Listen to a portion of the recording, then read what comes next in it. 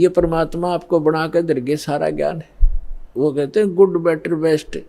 आप वो best quality की आत्मा हो परमात्मा की, जिनको सतलोक आश्रम बरवाला में ये सतनाम और सारनाम प्राप्त हो रहा है। तो आपके लिए सारा प्रयत्न हो रहा है। अपने आत्माओं बैड होता है बैड, तो बैड से गुड भी बन सकता है।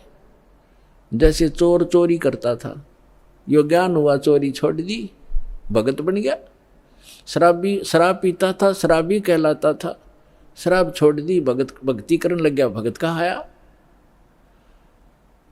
तो इसी प्रकार हम बैड से गुड बन जाएंगे, गुड से फिर बेटर बनेंगे, फिर बेस्ट बन जाएंगे।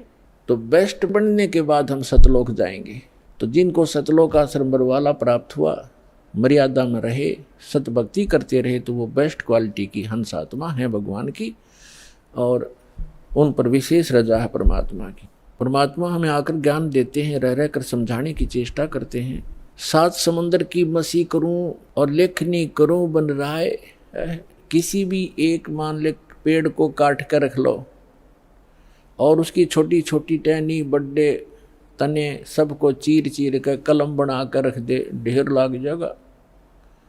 और परमात्मा कहते उस एक पेड़ की सब कलमों को लिखना शुरू कर दे। धरती जितना बड़ा कागज हो, सात समुद्रों जैसी इंक हो, स्याही हो, तो कहती ये सब लिखते लिखते कलम घिस जा, सात समुद्र की इंक भी समाप्त हो जावे। ऐसे सतगुरु के गुण लिखे नहीं जा सकते। अब क्या लिखोगे? एक कुत्ते का जीवन लो, उस कुत्ते के जीवन में क्या क्या कष्ट उसको होते। सारी रात तो भौंकता है, उसकी एक स्वभाव बना रखे, सारी रात भौंक के उसकी आंख कट्ठी हो जा, भूख लगे जोर की, और सुबह वो क्या करता है, किसी का दरवाजा खुलता है गली में, ऐसे देख जाकर सीधा भागता है किधर, रसोई से महक आ रही होती है उसको, कोई बासी टुकड़े की, या वैसे ताज़ा बना रहे हो, तो दाव लगाकर रसोई में घुसने की चेष्टा करता है। अब रसोई में कौन घुसने दे उसके, या तो लठ मारेंगे या फेंक कर मारेंगे, कोई ना ठहरता है। एक घर में गया, उसका लठ लग गया, फिर ट्या ट्या करता हुआ दूसरे में गया, दूसरे में गया, दूसरे में उसका भाग, उसने कोई टूक मिला, फिर जूत मिला, और उसमें भी लठ लग गया, तो फिर भूख तो उसको लगी है। वो फिर कहाँ जाता है? बाहर खेतों जंगल में, जहाँ लोग फ्रेश होकर आते हैं, वहाँ जा करके फिर वो गोबर खाता है। और पहले वो मनुष्य जीवन में अफलातून बना फिरा था, कहे से भी ना समझ में आवा कि ये दुख हो जाएगा आपके जीवन को। तो पुण्यात्मा सौभाग्य आपका, आपका बात समझ में आ गई कि जो संतों ने वचन बोले वो सारे सच्चे हैं, और आपका कल्याण हो गया। तो इस प्रकार उन दुखों को याद करके और लिखा जाए। तब कहते हैं परमात्मा, सतगुरु के सजदा करूं ये कर्म छुटाए कोट, और जो ऐसे सतगुरु की निंदा करे फिर जम तोड़ेंगे ओठ। परमात्मा अपनी महिमा बताते हैं और अपने दास को जो भेजते हैं उसके बारे में बताना चाहते हैं कि सतगुरु के सजदा करूं, कुर्बान हो जाऊं उस संत के ऊपर जिसने कर्म छुटाए कोट।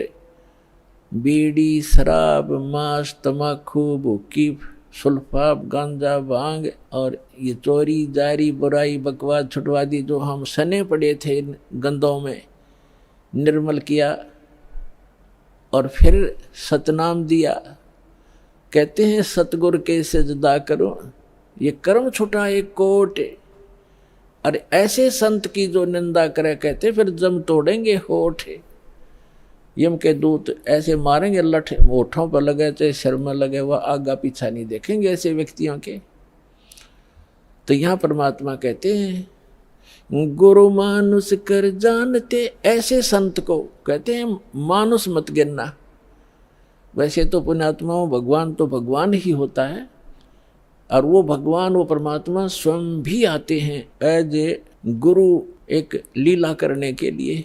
और जब वो स्वयं आए थे उसमें हम यही मार खा गए थे ना। 64 लाख से सोना एक गरीब आदमी का, एक झोपड़ी में बैठ कर कपड़ा बुनने वाले व्यक्ति के 64 लाख सेस हो जाना, ये एक अजूबा है, जैसे हमारी बुद्धि काम करती होता है। लेकिन उस समय परमात्मा जिसको भी नाम देते थे, आशीर्वाद देते थे, उनके दुख दूर हो जाते थे, भूत भाग जाते थे। कहते हैं सतगुरु जो चावै सो कर ही, 14 कोट दूत जम डर ही, ऊत भूत जम त्रास निवारे, और चित्रगुप्त के कागज पाड़े। ये समर्थ कबीर भगवान है। ये आपके ऊत भूत किसी प्रकार का भी आपके ऊपर 3 ताप का दुख हो, प्रेत बाधा हो, पितृ बाधा है, या कोई जिंद बाधा है। अब प्रधानमंत्री के सामने फिर चोर कैसे रुकेंगे? उसके साथ तो बहुत घने बॉडीगार्ड होते हैं। तो जो भक्ति ना करके शरीर छोड़ के, वो भगवान के चोर हैं। जिन हर की चोरी करी और गए राम गुण भूल, ते बिदना बागुल किए रहे उर्द मुख चूल। तो ये परमात्मा ऊत भूत जम त्रास निवार है। यम के दूत भी निकट नहीं आ सकते। कहते सतगुर शरणा आए के।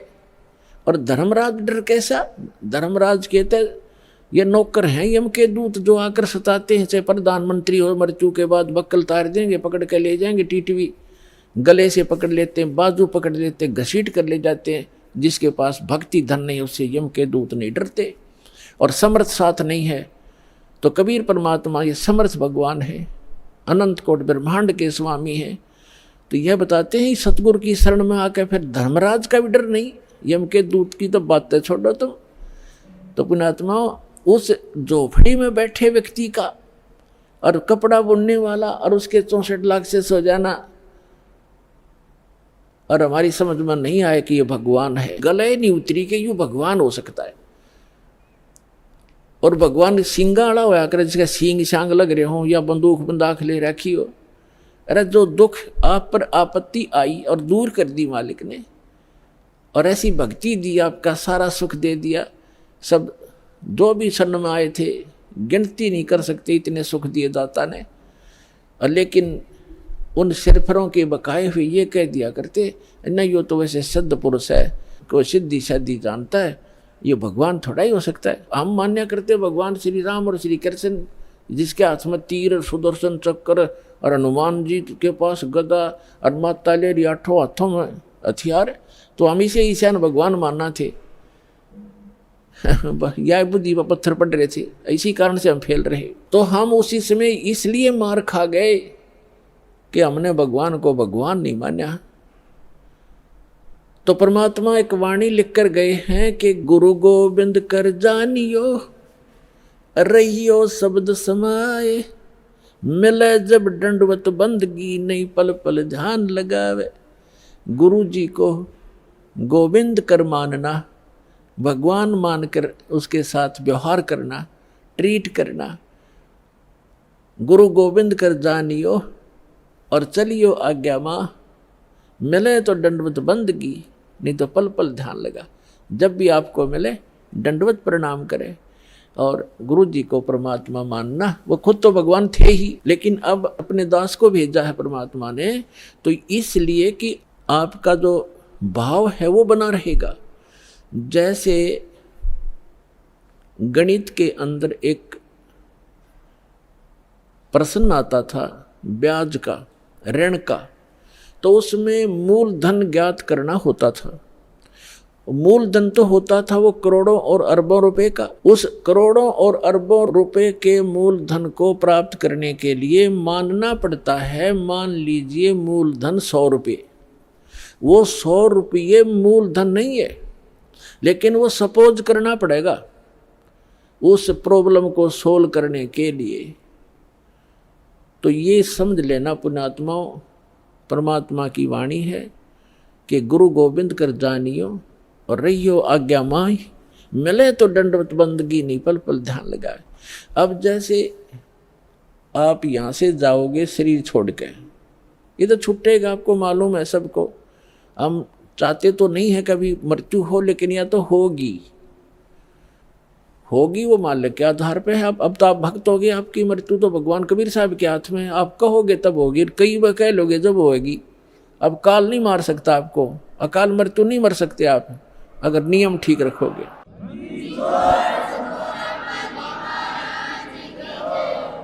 तो ये तो हमने यहाँ से जाना पड़ेगा। जब आप यहाँ शरीर छोड़कर जाओगे तो ऊपर जाकर के जहाँ भी आप देखोगे ये दास के रूप में वो कबीर परमेश्वर आपको खड़े दिखाई देंगे। और जो काल के दूत यहाँ संत आए हैं उनका रूप होगा, लेकिन काल उनके संत के रूप में खड़े दिखेंगे। तो वहाँ जिस गुरु की वो शरण में है तो वहाँ जाकर अपने गुरु जी के पास ही जाते हो, तो सीधे के अपने वो खड़े गुरु जी, तो अब उसके शेष सारे उस गुरु के पास, उसके शेष उस दूसरे गुरु के पास। तो वहाँ काल भी आता है जो उसने संत भेज रखा है इन जीवों का नाश करने के लिए, और परमात्मा आता स्वयं जिसने अपना संत भेज रखा है जीवों का विकास करने के लिए। तो इस दास के रूप में आपको वहाँ परमात्मा मिलेंगे। आपको एक और हिदायत दी जाती है कि जब आप गुरु जी के पास जाते हो, प्रणाम करते हो, तो उसमें एक अभ्यास बनाओ कि सतनाम का सुमरण अवश्य करें। प्रथम नाम मिला है तो प्रथम का अवश्य करें। जैसे प्रणाम करते करते भी आप एक सांस का सेवन आसानी से कर सकते हो। और उससे क्या होगा, जैसे यहाँ तो आपका अभ्यास बना रहेगा, भक्ति तो करनी है, तो उससे क्या होगा, जैसे आप वहाँ जाओगे, एक तिरकुटी एक इंटरनेशनल एयरपोर्ट समझ लो तिरकुटी, जब वहाँ पहुँचोगे तो वहाँ आपको परमात्मा मिलेंगे इस दास के रूप में। और वहाँ काल भी धोखा देने के लिए इस दास का रूप बना सकता है। तो उसमें आप जी ने सिमरन करना है सतनाम का, क्योंकि वहाँ जाएगा तो सतनाम ही होगा आपके पास, सारनाम तो होगा ही होगा, सतनाम भी होगा। तो सतनाम का और सारनाम का जाप करना है। तो सतनाम का जाप करने मात्र से, और प्रथम मंत्र भी अगर प्राप्त है, इसमें प्रथम और लास्ट 2 मंत्र हैं इस 7 मंत्रों में, तो ये दोनों मंत्र भी गजब के मंत्र हैं। इनका भी जाप करने से क्या होगा, यदि सामने काल परमात्मा की बजाय स्वयं आकर के दास का रूप बनाकर खड़ा हो जाएगा, इस सिमरन से उसका तुरंत चेहरा बदल जाएगा, उसके ऊपर का आवरण हट जाएगा, उसकी वास्तविकता वो भूंडी शकल दिखाई देगी। फिर आप अपने आप दूर हो जाओगे, फिर इधर उधर देखोगे। अब थोड़ा सा एक प्रश्न सुनाते हैं आपको, क्योंकि सत्संग के अंदर बहुत से हिदायत देनी पड़ती है। तो ये सुमन करने से भी अगर शकल नहीं बदलती है तो आपके ओरिजिनल गुरुजी और ओरिजिनल गॉड है। एक समय एक चंद्र विजय नाम का राजा था, उसकी इंद्रमती नाम की एक रानी थी, और वो बहुत भक्तनी थी भगवान की। पिछले जन्म से, पिछले पुण्य से ही अच्छी आत्माएं राजा बनती हैं, रानी बनती हैं, और इतना सुख होकर के भी जो परमात्मा की तरफ में भगवान की भक्ति में लगे होते हैं वो पुण्यात्मा विशेष होती हैं। वो माई जो है उसने एक गुरु बना रखा था। उस गुरु जी ने बता रखा था कि भगवान विष्णु, भगवान शिव की भक्ति करनी चाहिए, श्री राम की भक्ति करनी चाहिए, 68 तीर्थों पे जाना चाहिए, 68 तीर्थ करना चाहिए, एकादशी का व्रत रखना चाहिए।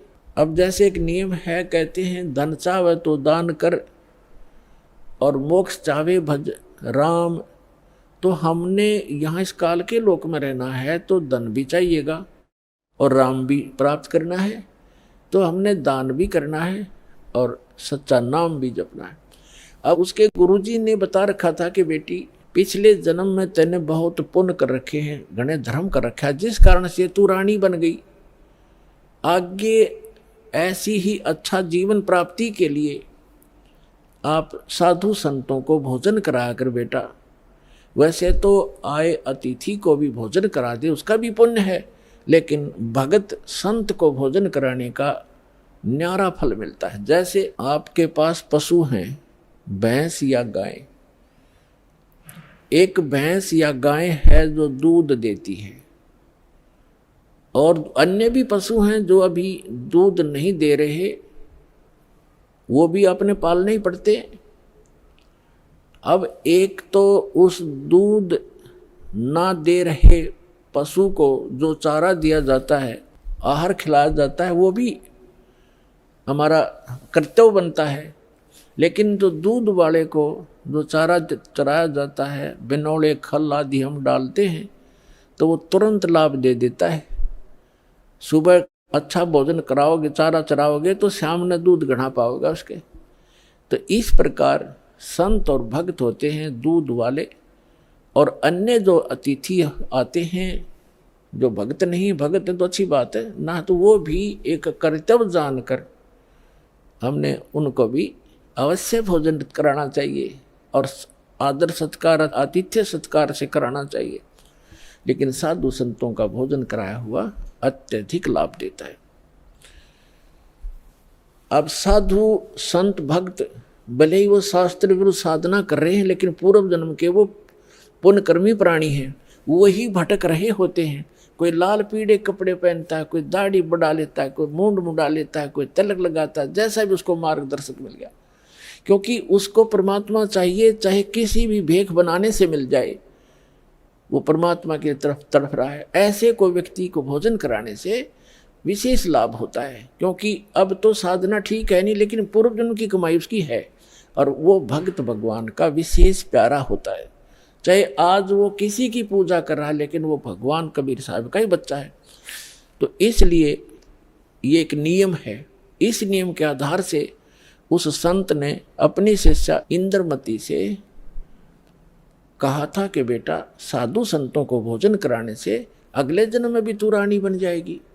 अब इनको ज्ञान इतना ही था कि रानी बन जा, रानी कितनी बार बनेगी, फिर गद्दी भी तो बनेगी वो एक दिन। वो समस्या इनका समझ में नहीं आ रही थी, किया भी पड़े गले में। ठीक है, जितना उनको ज्ञान था उस रानी को ज्ञान उसने दे रखा था। अब वो अपने गुरु जी के बताए मार्ग पर कति दृढ़ थी। अब क्योंकि वो ऐसी पुण्यात्माएं कबीर साहब के बच्चे हैं, परमात्मा कहते हैं, दो जन मेरी शरण है, ताका हूँ मैं दास, और गेल गेल लाग गया फिरूं, साथ साथ फिरता रहता हूं जब तक धरती आकाश।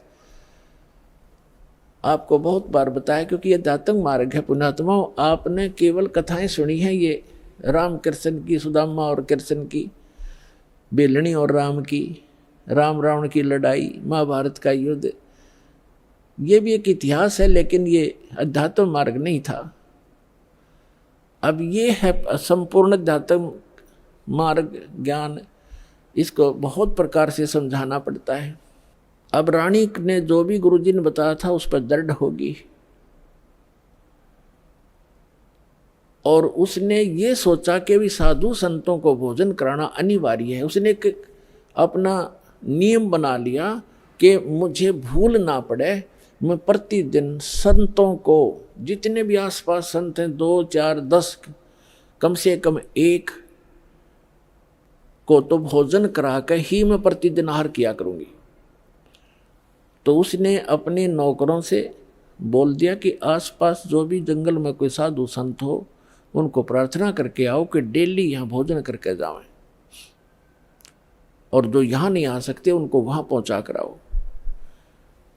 अपने हाथों रोटी बनाती रानी होकर, चाहे 10 संत आते, चाहे 5 आते, चाहे 20 आते। तो ये सिलसिला शुरू था।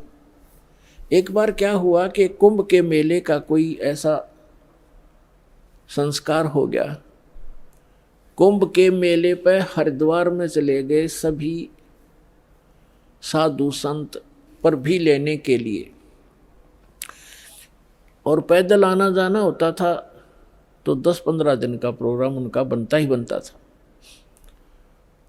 कोई भी संत उस क्षेत्र में रहा नहीं। अब रानी को पता चला कि साधु आए नहीं, पता करके आओ। पता करके आए, साधु नहीं थे, कोई है नहीं, सब चले गए, सबकी झोपड़ी खाली पड़ी है। पता चला कि वो तो तीर्थ भ्रमण पर चले गए। तो रानी ने प्रण कर रखा था, प्रतिज्ञा कर रखी थी कि जब तक खाना खिला लूंगी संत को, मैं आहार नहीं करूंगी। 1 दिन बीत गया, 2 दिन बीत गया, रानी थी भूखी गड़ी, रही नहीं थी। 3रे दिन तो वह कति आंखें बंद करने लगी, अब मरूंगी। उसके पति ने भी समझाई, तो क्यों अपना जीवन नाश करे, खा ले 2 रोटी। वो साधु आओ फिर जमा दिए कि बिजली गिर गई, पर ने बोली नहीं, मर जाएंगी पर मैं भोजन नहीं खाऊं। अब उस पर दुख देखा नहीं जाता, उस परम पिता पे द्वापर के अंदर परमात्मा करुणा में नाम से आए हुए थे, यही कबीर भगवान, वो समर्थ परमात्मा, अमर पुरुष। चारों युग में आते हैं परमात्मा, कहते हैं सतयुग में सत सुकृत कै टेरा, त्रेता नाम मुनिंदर मेरा, द्वापर में करुणा में कहाया, और कलियुग नाम कबीर दराया। चारों युग में आया हूं मैं परमात्मा कहा करते, तो द्वापर में वो करुणा में नाम से आई हुई थी। अब उसने देखा या मरेगी बोली भगतनी, एक साधु रूप बना के परमात्मा वहां दूर सी आते दिखाई दिए राजा के महल की तरफ ही। रानी ने कहा अपनी नौकरानी से कि बांदी है दासी, यदि तू अपनी रानी का जीवन चाहती है तो देख ले कोई साधु संत तुझे दिखाई दे जा, नहीं तो आज शाम तक तेरी रानी प्राण छोड़ देगी। अब वो दासी दुखी होकर के ऊपर चढ़ गई महल की अटारी पर, और वो कहाँ देखा बेचारी, उसने क्या देखा कि सामने एक संत रूप में, सफ़ेद कपड़े, दाढ़ी बड़ी हुई, सिर पे छोटे छोटे बाल हैं, आ रहा है एक सिंपल सा साधु, गले में माला टांग रखी। दाता ने थोड़ा ईसा दिखाया कि जानो महात्मा सा भी जच्चा है ना, तो हम महात्मा उन कोई मानते हैं जिनकी दाढ़ी बढ़ रही हो, लंबे लंबे बाल हों, तिलक ला रखा हो, 5-4 माला डाल रखी हो, बिंदी बैंदी टिक्की ला रखी हो। तो परमात्मा ने इसीलिए वो थोड़ा सा वेशभूषा सी बना रखी थी। वो नौकरानी स्पीड तक नीचे आई और रानी से कहा कि एक महात्मा सा नजर आवा है, कपड़े तो लाल हैं नहीं पर सकल साधु जैसी लगती है, कहो तो लाऊं बुला के, अकेला बहन ले आ जैसा भी हो। अब वो नीचे गए, इतने परमात्मा भी महल के निकट से आ गए। नौकरानी ने प्रणाम किया और कहा महाराज आपको हमारी रानी याद कर रही है। परमात्मा ने पूछा आप कौन हो, कि मैं नौकरानी हूँ। तो परमात्मा ने कहा बेटा रानी को यदि गरज है संत की तो यहीं आजा गली में, हम किसी के घर नहीं जाया करते, और हम घर जाओ और उसका पति कह दे तू आया किस लिए यहाँ, उसने गरज है तो यहाँ आ जाएगी। उसने जाके बता दिया कि साधु ऐसे ऐसे कह रहा, तो उसका और पक्की जचगी कि 1 नंबर का महात्मा है। नहीं तो नो कोई कह देगा अपने रानी बुलावा, ये तो बाछड़ू की तरह भाग्य आकर बच्चे की तरह, पैसे के लालच में अच्छा हलवा मिल जाएगा, और वो उड़े डिट गए, अगर रानी को गरज है तो यहाँ आ जाएगी बेबे। रानी ने कहा मेरा पकड़ हाथ मुझे सहारा दे, नौकरानी ले चल मुझे ऐसे महापुरुष के दर्शन करा दे, मर जाऊंगी तो भी अच्छा ऐसे संत के दर्शन करके। ऐसा दर्द आदमी आज पहली बार सुन रहा हूँ, तो रानी को ये कहने वाला कि यहाँ आ जाएगी जब गरज पड़े तो, क्योंकि पिछले संस्कार से ऐसे भाव उत्पन्न हुआ करते साधु भक्तों में। तो रानी ने जाकर देखा वो मालिक का चेहरा, विश्व में सबसे न्यारे सुंदर थे कबीर भगवान, जितनी बार भी आए हैं वह, और चरणों में मत्था टेका और कहा महाराज आप भोजन कीजिए, आहार कीजिए। परमात्मा बोले चल बेटा आहार कर लेते हैं। बैठ के जाकर एक आसन लगा दिया। रानी ने दुखी सुखी होकर नौकरानी के सहयोग से स्वयं भोजन बनाया और कहा महाराज जी भोजन पाओ। तो परमात्मा ने कहा बेटा आप इतना कोई रोग है आपको क्या, इतनी अक्सीन कैसे होगी। तो उसने सारी कहानी बताई कि मैं प्रतिदिन एक साधु को भोजन करा के भोजन करती थी, संत रहे नहीं क्योंकि वो कुंभ के मेले में स्नान के लिए चले गए। आज 3रा दिन आ गया महाराज जी, आप ना आते ताज में मर जाती। जब भोजन बना के परमात्मा के पास रखा तो कहा परमात्मा ने कि बेटी मेरा शरीर भोजन करने का नहीं है, मैं तो खाऊं या ना खाऊं मैं सदा एक रस रहता हूं। तो रानी बोली जी ठीक है, भोजन नहीं खाओगे तो मैं भी नहीं खाऊंगी, मरना मंजूर है मुझे, मरना ही मुझे उचित है, मैं अपना जो है ना प्रतिज्ञा नहीं भंग कर सकती। तो परमात्मा ने कहा कि ला बेटा, कहते समर्थ इसी को कहते हैं जो चाहे सो करते। मालिक ने भोजन करा, फिर उससे पूछा बेटा ये जो आपको ये हठ किसने बताया। रानी ने कहा कि मैंने अब गुरुजी बना रखे हैं, हमारे गुरु बहुत अच्छे हैं। परमात्मा ने पूछा क्या साधना करते हो, कि श्री विष्णु जी की, श्री शंकर भगवान की, शेरां वाली माता की, जो भी वो करती थी, एकादशी का व्रत करती हूँ, तीर्थों पर भी जाती हूँ, ऐसे करती हूँ। फिर परमात्मा ने अपना ज्ञान समझाना शुरू किया, लेकिन वो रानी जो थी वो ज़्यादा भावुक होते श्रद्धालु। जैसे ये दास प्रारंभ में इन अन्य पंथों वालों को कहा करता था, जो भी आ जाता था संपर्क में सत्संग सुनने, कि भाई आपका नाम गलत, आपका गुरु पूरा नहीं है, आपकी साधना गलत है। ये राधा स्वामी, धन धन सतगुरु, जय गुरुदेव वाले और ये तो सारे निरंकारी वाले ये आते थे जो सुनकर सत्संग है। जब ये दास उनको ये सच्चाई बताता तो बेदक जाते, उठ कर चले जाते कि ना आप तो निंदा करते हो, किसी संत की निंदा नहीं करनी चाहिए, पाप लगता है।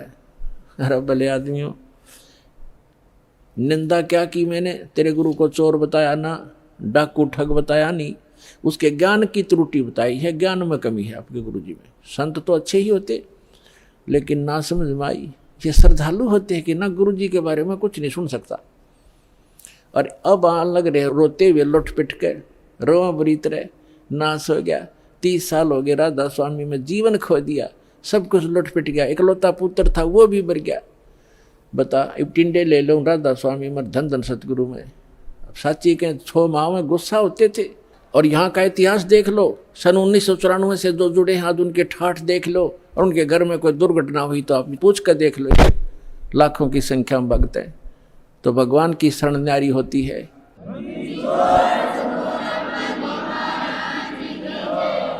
एक भगत से उसके सुख पूछने लग जाना, आपका दिमाग फेल हो जाएगा और उसके मुंह का थूक सूख जाएगा। गुण भगवान के वो बताने से बंद नहीं होगा आपको, जिसने 5-4 वर्ष से भी नाम ले रखा है। ये समर्थ है, पूर्ण परमात्मा है। इसलिए दास ये रे हो रहा आपके लिए कि किसी प्रकार आपके समझ में आ जा, कबीर इज गॉड। दास का काम पूरा हो, फिर तो आप डूंडा पाट जाएगा, पूरे विश्व में एक ही रस हो जाएगा कुछ दिनों में। तो रानी क्या कह रही है? परमात्मा ने बताना शुरू किया, बेटा आप विष्णु की पूजा करती हो, विष्णु जी की, कहाँ जाओगे? बता आपके गुरु ने। जी स्वर्ग में जाऊंगी। स्वर्ग में कितने दिन रहोगे? अब सत्संग सुनकर थोड़ा बहुत ज्ञान हो ही जाता है। कहती है जी वो तो जितना धर्म होंगे, मेरे पुण्य होंगे, उतने दिन वहाँ रहूंगी, फिर कहाँ जाएगी? पता नहीं, वह मैं बताऊँ कहाँ जाएगी, तो गधी बनेगी फिर अगले दिन में। अब यह बात उसका उत्तर नहीं गला। परमात्मा ने बताया जो साधना आप कर रही हो, पुण्य कर रहे हो, दान कर रहे हो, ठीक है, रानी भी बन जाएगी और स्वर्ग भी चली जाएगी, फिर पशु योनि में भी कंपलसरी जाएगी। और ये आपके विष्णु जी भी नासवान, आपके शंकर जी भी नासवान, आपके ब्रह्मा जी भी नासवान। तो कहते हैं थर पकड़ थर होई। अमर की साधना करने से अमर पुरुष की तो अमर हो सकते हो। तुम नासवानों की भक्ति करके और सथाई होने की कुचेष्टा करते हो। अब वो रानी कहने लगी, मुंह बना लिया रानी ने, इंदुमती ने, कि महाराज जी ये संत है ना, ये एक दूसरे की निंदा कराया करें, और मेरे गुरु जी के बारे में देखो आप कुछ ना कहियो, जो मेरे लिए तो भगवान है। परमात्मा बोले, बेटा अगर गधे ने कोई गाय को है और गधी को कोई ये बताओ ये गधी है गाय नहीं है बेटी, और वो नौकर मेरी गाय को गधी क्यों बताता है, तो दुख नहीं मान्या करते। उसकी जांच करे सचमुच क्यों कहा इसने ऐसी कड़वी बात, लेकिन वो नहीं मानी। अपने आत्माओं, अपने बच्चों तक पहुंचने के लिए परमात्मा ने कितना प्रयत्न करना पड़ता है। इन काल के दूतों ने ऐसा उलझा दिया। अब परमात्मा ने बहुत कोशिश की कि बेटा मैं तेरे हित की बात कह रहा हूँ, मैं तेरे गुरु जी को चोर नहीं कहता, गुंडा डाकू नहीं कहता, उनको ज्ञान नहीं है। वो विष्णु जी को समर्थ शक्ति बताते हैं, विष्णु जी खुद नासवान है, तो आपकी रक्षा कैसे करेगा वो? शिव जी को आप भगवान मानते हो। परमात्मा ने बताया कि जिस समय भस्मागिरी नाम का एक संत भगवान तेरे शंकर जी के सामने ऊपर ने पैर नीचे ने सिर करके 12 वर्ष तपस्या की। आपने पढ़ा होगा पुराण में, कहाँ जी पढ़ रखा है, सुना है, पढ़ा भी है। और जब भस्मकंडा शिव से मांग लिया और भगवान शिव को मारने की चेष्टा करने लगा वो भस्मासुर, तो भगवान शिव जी ने क्या किया? भाग्य थे ना वो, तो वो अविनाशी हैं, जिनको तो अविनाशी मान रही, उनसे तू रक्षा की बाट देखे, सुरक्षा, वो आप सुरक्षित नहीं। अब बात सारी साची, पर गुरु जी के बारे में सुनना कति पसंद नहीं। वो पिछला रंग चढ़ रहा कसुता। तब परमात्मा ने कहा बेटा मान से मत मान। देखो मैं वैसे अपने आप को भगवान कहें तो कोई ना कतिये ना मानने जनता। परमात्मा ने कहा कि जिस भगवान की मैं भक्ति बताता हूँ वो अजरो अमर है, उसकी भक्ति करने से आपकी आयु भी बढ़ जाएगी जो मंत्र मैं दूंगा, और जो मंत्र आप जाप करते हो इससे आपकी उम्र ना बढ़ सकती ना घट सकती, और हम जो मंत्र देंगे उससे आपकी जितनी आयु आप चाहोगे वो बढ़ जाएगी। तो वो फिर भी ये कहती है जी इस तरह की बातें तो ये संत आपस में खूब जानते हैं, मुझे तो अपना गुरु बिल्कुल मेरे हृदय में समा रहे हैं। तो परमात्मा ने कहा ठीक है बेटा, साच कहूँ जग माने नहीं और झूठ कही ना जाई हो, और ब्रह्मा विष्णु ये शिव जी दुखिया जिन ये राह चलाई हो। तो परमात्मा ने कहा कि ठीक है बेटी मैं चला, मान चाहे मत मान, मेरा फर्ज था तेरे को सच्ची बात बताने का। और आज से तीसरे दिन तुझे सर्प डसेगा, तीसरे दिन तेरी सर्प के डसने से मृत्यु होगी। ना तेरा गुरु बचा सकेगा, ना तेरा विष्णु, ना तेरा शंकर जी बचा सकेंगे, और ना तेरा भक्ति यो मंत्र बचा सकेगा। और न्यू कह के महाराज जी उठन लगे, चरना में पड़ गई। अब मौत दिखे है ना, जब जच्चा खाई बूढ़ी बन गया दे। साधु संत झूठ नहीं बोला करते। चरणों में गिर गई और कहने लगी महाराज सचमुच। परमात्मा बोले तीसरे दिन आगे तेरी शेष आयु नहीं है और 83 लाख योनियों में जाएगी तू। फिर बोली महाराज जी फिर क्या करूं मैं? मैं मंत्र दूंगा बेटा, मंत्र जाप करिए और उस गुरु जी से बात भी मत करिए, जो दुश्मन है तेरा। देश तो ते सारा मर जा पर अपना नंबर ना हो, इतना कोई दिक्कत नहीं। जब अपना नंबर आता दिखा ना, जब घी बंद है जीव की, तब सारी मान ली। ठीक जी जैसे आप कहोगे न्यू कर लूंगी। और मन में न सोच रही कि देखूंगी तीसरे दिन क्या होगा। दीक्षा ले ली और गुरुजी ने बताया कि बेटा तीसरे दिन काल आवेगा और मेरे रूप में आवेगा। अरे एक ध्यान रखना, जो मैंने आपको मंत्र दिया प्रथम, जब वो निकट आवे तो पहले आप इस मंत्र का जाप करके और फिर प्रणाम करना। इस मंत्र का जाप करना, वैसे तो प्रणाम नहीं करना पहले। देखो उस समय उन्होंने विशेष हिदायत इसलिए दी थी आगे के लिए, फिर परमात्मा ने बताया था वैसे संत आवे पहले दंडवत करे और फिर उनसे कुशल मंगल पूछे। लेकिन उस दिन परमात्मा ने विशेष हिदायत दी थी क्योंकि उसका अभ्यास नहीं था लड़की का। इसलिए कहा कि जब मैं आऊं यानी मेरे रूप में काल आवेगा और तू भावुक होकर के बगैर मंत्र जाप किए चरण मत छूना, पहले मंत्र जाप करना और फिर चरण छूना। अब रानी ने किसी को बताया नहीं, ने सोचा क्या पता सच्ची है कि झूठी है। ठीक अगले दिन के 1 बजे के आसपास परमात्मा के रूप में काल गया, करुणामय के रूप में, और कहा इंद्रमती कहाँ है बेटा? अब इंद्रमती ने देखा गुरुजी आगे, लेकिन वो बात उसके हृदय में गड़ रही थी। गुरुजी ने ये भी बात कही थी तो उन्होंने प्रथम मंत्र सिमरण कर दिया। वो सारा जो कंप्लीट कोर्स यही है वो जो आपको दे रखा। उसके प्रथम मंत्र के प्रथम नाम से ही एकदम उसका स्वरूप बदल गया और ऐसी विकराल चेहरा, लंबे दांत और मोटी मोटी आंख, बेहुद्दी सी विकराल सी शरीर दिखाई दिया। तब उस काल ने देखा कि तेरा तो इसने आवरण उतार दिया। न बोला अब तब बचगी तू, तेरे पास मंत्र जबरदस्त है, तुझे फिर देखूंगा। अब रानी का जान बची लाखों पाए और गुरु जी के 100 शुक्र मनाए। अपने नौकरों को बताती है काल आया था, आज मेरी मृत्यु होनी थी, मैंने जो गुरुजी बनाए हैं मेरी उम्र बढ़ा दी। अब ना तो राजा को बताई उसके दरबार में जाके। राजा ने बोला तू पड़ी रह, काल आ जाता तेने छोड़ जाता, ये तुमने ऐसे कहती रहती हो, कोई कुछ कह दे उसकी बातों में आ जाती हो। तो उसके साथी भी तेरी बेचारी के साथ वो राजा की के माने वो आ गई वापस, शुक्र मनाया रख। आगे तो तेरी टलगी मृत्यु, छाटते आके लेट गई है भगवान। हे परमात्मा दया करिए, आपने इसी गुरु मिला ऐसा मंत्र दिया और मेरा जीवन रक्षा होगी। अब वह लेट गई बेड पे कति खुशी बना के, इतने में काल सर्प बन के आ गया। सर्प बन के आया और रानी के डस दिया, डसते उसकी आंख खुली और फिर वो ऐसे ऐसे जाता देखा, उसने शोर बचाया, भागियो, डस ली सर्प ने, डस ली सर्प ने, डस ली। नौकर नौकरानियां आए, बाजे लठले, वो लंबा महल था राजा का, वो जो जाता दिखा सबने, मोरी में से निकल गया। रानी अचेत होगी, मृत्यु को प्राप्त होगी। राजा के घर तक सब प्रकार के वैद्य उपस्थित रहते थे, डॉक्टर बुलाए, वैद्य बुलाए, गार्डू बुलाए, सारा कुछ कर दिया और सब ने मृत घोषित कर दी। तब परमात्मा आ गए तो नौकर नौकरानियां कहने लगी, जिन देखे थे भगवान उस दिन, वो नौकरानियां कहने लगी, महाराज जी आपकी शिष्या को सर्प ने डस दिया, तब सर्प से मृत्यु होगी, हाहाकार मच गई। तो परमात्मा ने एक बहाना सा करा, मंत्र सा बुदाया और कहा, उठ बेटी, 1 सेकंड में रानी खड़ी होगी। बोलो सतगुरुदेव।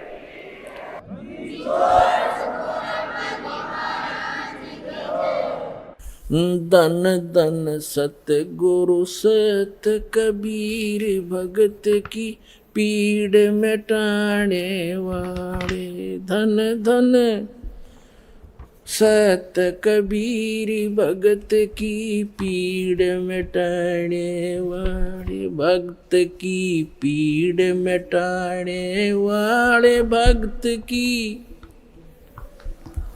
वाले। धन धन सतगुरु सत कबीर, भक्त की। रहे नल नील यतन कर हार, तब सतगुरु से करी पुकार। रहे नल नील यतन कर हार, तब सतगुरु से करी पुकार। जा सतरेखा लिखी अपार, सिंधु पे सिला तैराने वाले।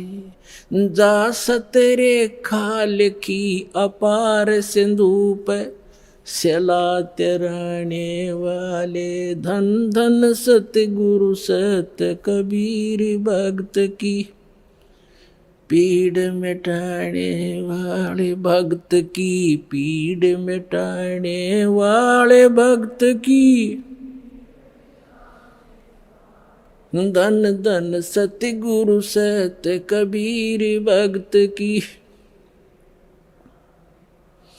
डसी सर्प ने जब जा पुकारी, इंद्रमती अकुलाए। डसी सर्प ने जब जा पुकारी, इंद्रमती अकुलाए। आपने तुरंत करी सहाय बेरूली, मंत्र सुनाने वाले। आपने तुरंत करी सहाय बेरूली, मंत्र सुनाने वाले। धन धन सतगुरु सत कबीर, भक्त की पीड़ मिटाने वाले। भक्त की पीड़ मिटाने वाले। धन धन सतगुरु सत कबीर, भक्त की। दामोदर सेठ के होठ अकाज, अर्ज करी डूबता देख जहाज। दामोदर सेठ के होठ अकाज, अर्ज करी डूबता देख जहाज। लाज मेरी रखियो गरीब नवाज, समुद्र से पार लंघाने वाले। लाज मेरी रखियो गरीब नवाज, समुद्र से पार लंघाने वाले। धन धन सतगुरु सत कबीर, भक्त की। भक्त की पीड़ मिटाने वाले, भक्त की पीर मिटाने वाले। धन धन सतगुरु सत कबीर। कह कर जोर दीन धर्मदास, दरस दे पूर्ण करियो आस। कह कर जोड़ दीन धर्मदास दरस दे पूर्ण करियो आस। मेटियो जन्म मरण की तरास वो सत्य पद प्राप्त कराने वाले। मेटियो जन्म मरण की तरास वो सत्य पद प्राप्त कराने वाले। धन धन सतगुरु सत कबीर भगत की पीड़ मिटाने वाले। भगत की पीड़ मिटाने वाले, भक्त की पीड़ मिटाने वाले। धन धन सतगुरु सत कबीर भगत की,